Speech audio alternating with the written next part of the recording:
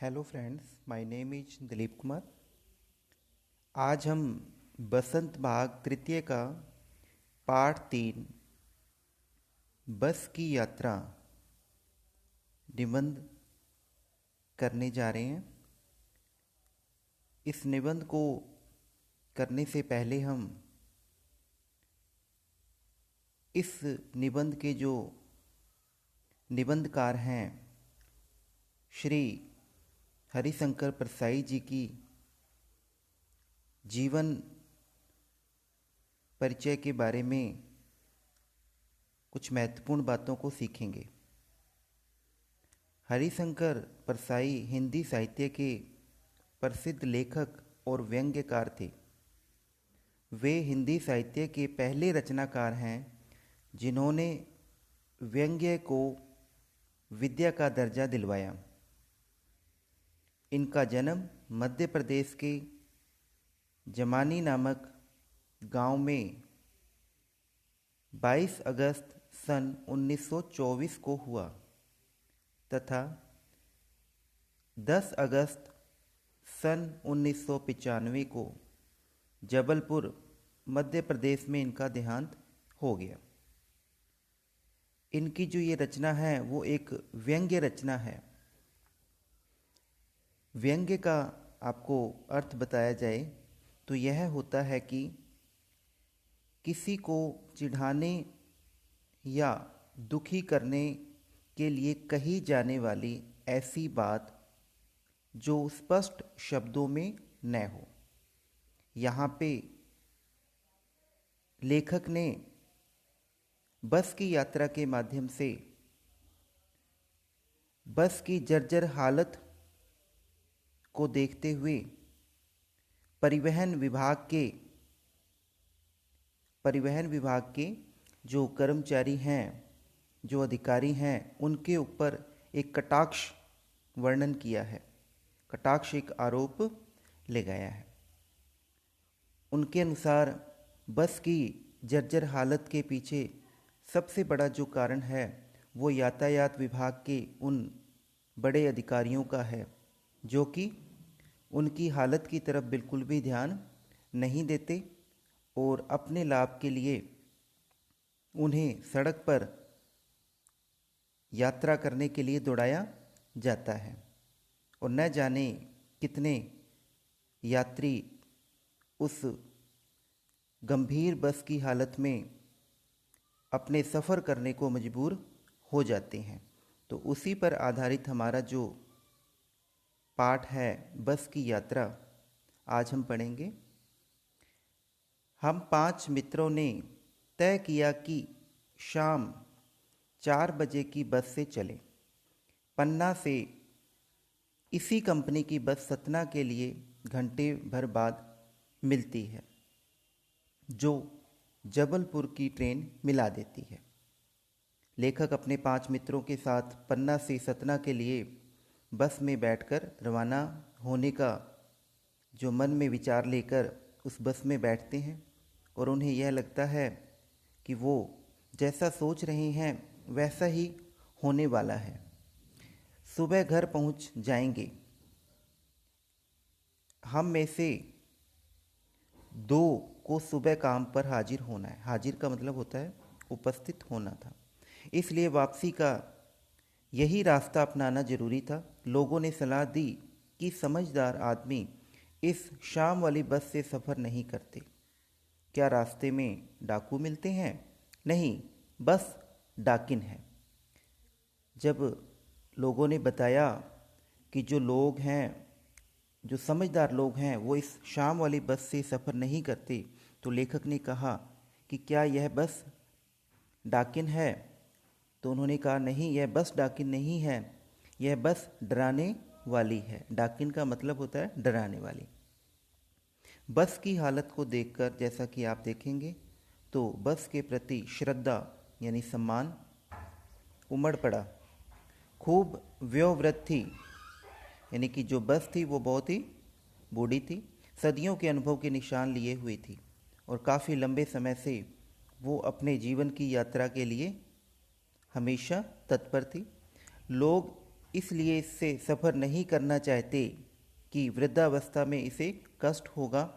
यह बस पूजा के योग्य थी, उस पर सवार कैसे हुआ जा सकता है। और लोगों का एक मानना ये भी था कि वो बहुत ही ज़्यादा उसकी कमज़ोर थी या बूढ़ी हो चुकी थी, और लोगों को लगता था कि अगर हम उसके ऊपर बैठकर सफ़र करेंगे तो ये कहीं ना कहीं गलत है। ठीक है। और यह जो बस है वो सम्मान के योग्य है, उस पर सवार कैसे हुआ जा सकता है। बस कंपनी के एक हिस्सेदार भी उसी बस से जा रहे थे। हमने उनसे पूछा, यह बस चलती भी है? वह बोले, चलती क्यों नहीं है जी, अभी चलेगी। हमने कहा, वही तो हम देखना चाहते हैं। अपने आप चलती है यह?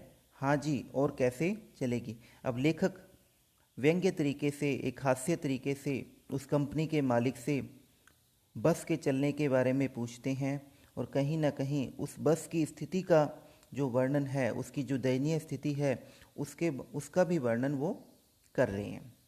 गजब हो गया, ऐसी बस अपने आप चलती है। हम आगा पीछा करने लगे, मतलब सोच विचार करने लगे। आगा पीछा करने का मतलब सोच विचार करने लगे। डॉक्टर मित्र ने कहा, डरो मत, चलो। बस अनुभवी है। जो मेरे साथी थे उन्होंने कहा कि बस जो है बहुत ही अनुभवी है, नई नवेली बसों से ज़्यादा विश्वसनीय, और जो आजकल की जो नई बसें हैं उनसे कहीं ज़्यादा विश्वसनीय है। हमें बेटों की तरह प्यार से गोद में लेकर चलेगी। और ये जो बस है वो हमें बेटों की तरह, जैसे माँ अपने बच्चे को गोद में लेकर प्यार करती है, उसी तरह बड़े प्यार से हमें यह अपने गंतव्य स्थान तक पहुंचा देगी। हम बैठ गए। जो छोड़ने आए थे वे इस तरह देख रहे थे जैसे अंतिम विदा दे रहे हों, और जो हमारे जो साथी थे जो हमें बस पर चढ़ाने आए थे वो हमारी तरफ इस तरीके से देख रहे थे, इस प्रकार से देख रहे थे कि जैसे वो हमें अंतिम विदाई दे रहे हों। उनकी आंखें कह रही थीं, आना जाना तो लगा ही रहता है, आया है सो जाएगा। चाहे वो राजा है, चाहे वो रंक यानी चाहे कोई गरीब है, चाहे कोई फकीर है। आदमी को कूच करने के लिए एक निमित्त चाहिए। निमित्त का मतलब होता है बहाना। मनुष्य को जाने के लिए कोई ना कोई बहाना बनाना ही पड़ता है। कूच का मतलब गमन करना या जाना।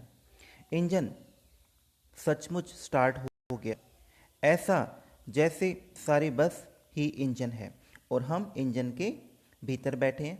कांच बहुत कम बचे थे, जो बचे थे उनसे हमें बचना था। आगे लेखक कहते हैं कि जैसे ही बस का इंजन जो है स्टार्ट हुआ तो जैसे ऐसा लग रहा था कि वो सारी बस जो है इंजन की आवाज़ से कांप रही हो, और जो कांच थे वो हिलने लग गए थे, जो कुछ बचे हुए कांच थे, और उन कांच से भी हमें बचना था। इसलिए हमने क्या किया, तुरंत, फ़ौरन का मतलब होता है तुरंत, उस खिड़की से दूर सरक गए। इंजन चल रहा था, हमें लग रहा था कि हमारी सीट के नीचे इंजन है। बस सचमुच चल पड़ी और हमें लगा कि यह गांधी जी के असहयोग और सविनय अवज्ञा आंदोलन के वक्त अवश्य जवान रही होगी। अब लेखक जी ने कहा कि उस समय की बात की है जब गांधी जी का समय था, और उनके असहयोग आंदोलन और सविनय अवज्ञा आंदोलन के वक्त की बात कहकर बस की जवानी का वर्णन अपनी इस कहानी के माध्यम से कर रहे हैं वो, कि उस समय तो यह जो बस थी वह जवान अवश्य रही होगी। उसे ट्रेनिंग मिल चुकी थी, हर हिस्सा दूसरे से असहयोग कर रहा था। यानी कि जो बस का प्रत्येक हिस्सा था वो एक दूसरे से बिल्कुल भी सहयोग की भावना में नहीं था। पूरा बस सविनय अवज्ञा आंदोलन के दौर से गुजर रही थी। जैसा कि हमारा जो देश था उस समय जब अंग्रेज़ों का शासन था, उस स्थिति का वर्णन लेखक कहीं ना कहीं अपनी इस कहानी के माध्यम से कर रहे हैं। सीट का बॉडी से असहयोग चल रहा था। कभी लगता सीट बॉडी को छोड़कर आगे निकल गई है, कभी लगता सीट को छोड़कर बॉडी आगे जा रही थी, भागी जा रही थी। 8-10 मील चलने पर सारे भेदभाव मिट गए, यानी कि जो मन में हमारे द्वंद था वो भी खत्म हो गया। यह समझ में नहीं आता था कि सीट पर हम बैठे हैं या सीट हम पर बैठी है। एकाएक अचानक बस रुक गई। मालूम हुआ कि पेट्रोल की टंकी में छेद हो गया है। अचानक बस रुक जाती है और ऐसा लगता है कि जैसे पेट्रोल की जो टंकी है उसमें छेद हो गया है। ड्राइवर ने बाल्टी में पेट्रोल निकालकर उसे बगल में रखा और नली लगाकर इंजन में भेजने लगा। यानी कि जो पेट्रोल की सप्लाई थी उसने बाल्टी से इंजन में कर दी, नली की सहायता से, पाइप की सहायता से। अब मैं उम्मीद कर रहा था कि थोड़ी देर बाद बस कंपनी के हिस्सेदार जो कि इस बस में सफ़र कर रहे हैं वो इंजन को निकालकर गोद में रख लेंगे और उसे नली से पेट्रोल पिलाएंगे, जैसे एक माँ अपने बच्चे को दूध पिलाती है शीशी में डालकर। यहाँ पे कहीं ना कहीं जो अपने लेखक हैं परसाई जी, वो एक व्यंग्य रूप में हास्यपद तरीके से उस स्थिति का वर्णन किए जा रहे हैं। बस की रफ्तार जब 15-20 मील हो गई, मुझे उसके किसी हिस्से पर भरोसा नहीं था। ब्रेक फेल हो सकता है, स्टीयरिंग टूट सकता है। प्रकृति के दृश्य बहुत लुभावने थे। दोनों तरफ हरे भरे पेड़ थे जिन पर पक्षी बैठे थे। मैं हर पेड़ को अपना दुश्मन समझ रहा था। जो भी पेड़ आता डर लगता कि इससे बस टकराएगी। वह निकल जाता तो दूसरे पेड़ का इंतजार करता। झील दिखती तो सोचता कि इसमें बस गोता लगा जाएगी। आगे लेखक जो हैं कहते हैं कि जब बस की स्पीड 15 या 20 मील हो गई तो क्या हुआ कि मुझे ऐसा लगता था कि जैसे ब्रेक फेल हो जाएगी या स्टीयरिंग टूट जाएगी। वैसे तो प्रकृति के जो दृश्य हैं, प्रकृति की जो हम वस्तुएं हैं वो हमें बड़ी ही लुभावनी लगती हैं, लेकिन बस की स्थिति को देखकर वो चीज़ें मुझे बहुत ही डरावनी लग रही थी। और जो दोनों तरफ सड़क के किनारे जो पेड़ थे वो ऐसे लग रहे थे कि कहीं ये बस से टकरा ना जाए, और अगर कोई झील भी आती तो ऐसा लगता कि कहीं यह बस इसमें कहीं डुबकी ना लगा जाए, गोता ना लगा जाए। एकाएक फिर बस रुकी। ड्राइवर ने तरह तरह की तरकीबें की। अब अचानक फिर बस रुक जाती है और जो ड्राइवर है वो तरह तरह के उपाय करता है उस बस को चलाने के लिए, लेकिन अब बस दोबारा नहीं चलती। सविनय अवज्ञा आंदोलन शुरू हो गया था। कंपनी के हिस्सेदार कह रहे थे, बस तो फर्स्ट क्लास है जी, यह तो इत्तेफाक की बात है जो खराब हो गई। फर्स्ट क्लास का मतलब होता है बहुत ही अच्छी बस। क्षीण चांदनी में वृक्षों की छाया के नीचे वह बस बड़ी दयनीय लग रही थी। और जो रात में जो कम चांदनी है, चंद्रमा की जो चांदनी है, और वो एक जो बस है पेड़ की छाया के नीचे खड़ी हो गई और ऐसा लग रहा था कि वो किसी से दया की भावना रखे हुए है या किसी से कोई दया मांग रही हो। एक बूढ़ी औरत जब थक कर बैठ जाती है उसी प्रकार वो बस दिखाई दे रही थी। हमें गलानी हो रही थी और हमें मन ही मन यह भी दुख था कि बेचारी पर हम सब लदकर आ रहे हैं।